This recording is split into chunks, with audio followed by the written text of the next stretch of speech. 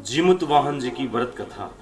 जीमूत वाहन जी, जिनका नाम बिहार में प्रसिद्ध है जितिया।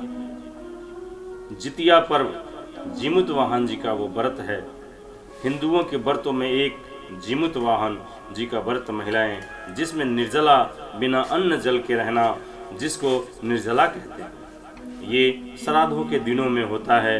अपने पुत्र की लंबी आयु के लिए करीब 36 घंटे तक उपवास करती हैं और अनेक प्रकार की कष्ट होने के बाद भी अपने व्रत को सफल करती हैं। मैं सबसे पहले सभी माताओं को जीमूत वाहन जितिया व्रत के लिए शुभकामनाएं देता हूं और आप सबको मैं नमन करता हूं और अपनी टूटी फूटी वाणियों से कथा सुनाता हूं। कथा इस प्रकार है। गंधर्वों के राजकुमार थे जीमूत वाहन। जीमूत वाहन जी के पिताश्री वृद्ध अवस्था में थे। उन्होंने जीमूत वाहन जी को अपने राज्य पाठ सौंप कर बोले कि बेटा, अब मैं तपस्या और भागवत भजन के लिए जंगल में आश्रम को जा रहा हूँ। इस प्रकार जीमूत वाहन जी अपने राजपाट को संभाला, लेकिन उनका हृदय एक धर्मात्मा वाला, परोपकारी, शांत विचार वाला था। उनका मन राजपाट में नहीं लगता।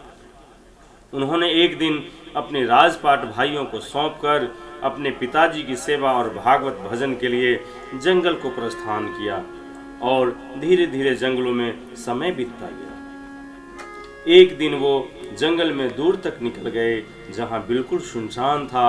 वहाँ पर उन्होंने एक नाग महिला को दुख से पीड़ित, परेशान से रोते हुए, बिलखते हुए देखा।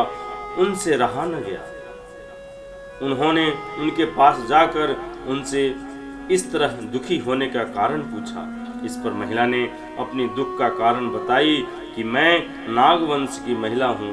नागों के राजा ने पक्षीराज गरुड़ जी को रोज भोजन में एक नाग देने का वचन लिया हुआ है और इस प्रकार मेरा एक ही पुत्र है। आज पक्षीराज उसे खा जाएगा और मैं पुत्र विहीन हो जाऊंगी। मैं अपने जीवन नष्ट करने के लिए युक्ति ढूंढ रही हूँ कि मैं अपने बेटा से पहले मर जाती तो ठीक होता। मैंने उसे जन्म दे रखी है, मैं उसे मरते कैसे देख सकती हूँ। इस पे जीमूत वाहन जी को बहुत दुख हुआ। उन्होंने उनसे निवेदन की कि आज आपके बेटे की जगह है मैं जाऊंगा। आप अपनी चिंता और दुख विलाप को दूर करो। मैं आपके बेटे को मरने नहीं दूंगा। इस प्रकार जीमूत वाहन जी उनके बेटे नाग से वो लाल कपड़ा लेकर एक शिला पर लेट गए और उस पर से लाल चादर ओढ़ लिया। पक्षीराज अपने नियमित समय से भोजन करने आए और जैसे ही चोंच मारी वैसे ही जीमूत वाहन जी चीख पड़े। इस पर पक्षीराज ने नाग के जगह पर मनुष्य को देखकर चौंक पड़े। उन्होंने यहाँ आने का कारण पूछा। जीमूत वाहन जी ने सब बातें बताई और पक्षीराज उनके इस धर्म के कार्यों को देखकर प्रसन्न हो गए और उन्होंने बोला, हे मनुष्य, तुमने मेरी आंखें खोल दी। मैं अधर्म कर रहा हूँ और तुम मानव के रूप में धर्म का काम कर रहे हो। मैं तुम्हें तुम्हारी जीवन दान देता हूँ और प्रसन्न हूँ। वर मांगो, क्या मांगते हो? तो जीमूत वाहन जी ने पक्षीराज से वर के रूप में बोले कि हे पक्षीराज, मैं वरदान के रूप में आपसे अभी तक जितने माताओं को आपने पुत्र विहीन किया है, कृपया सबको जीवन दान दें, सभी खाए हुए नागों को मुक्त करें। और इस प्रकार सभी खाए हुए नागों को पक्षीराज गरुड़ जी ने वापस किया। यहीं से जीमूत वाहन जी का व्रत कथा आरंभ होता है।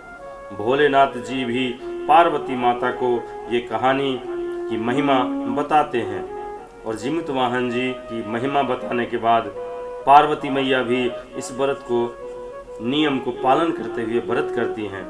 कहा जाता है कि जो भी महिलाएं इस व्रत को नियम, धर्म और सच्चे मन से, निष्ठा से करती हैं तो उनके बालकों पर और पति पर कभी भी कोई अकाल मृत्यु और कोई किसी प्रकार का संकट या परेशानी नहीं होता। जय जीमूत वाहन जी की जय। बोलो बोलो जय जीमूत वाहन जी की जय।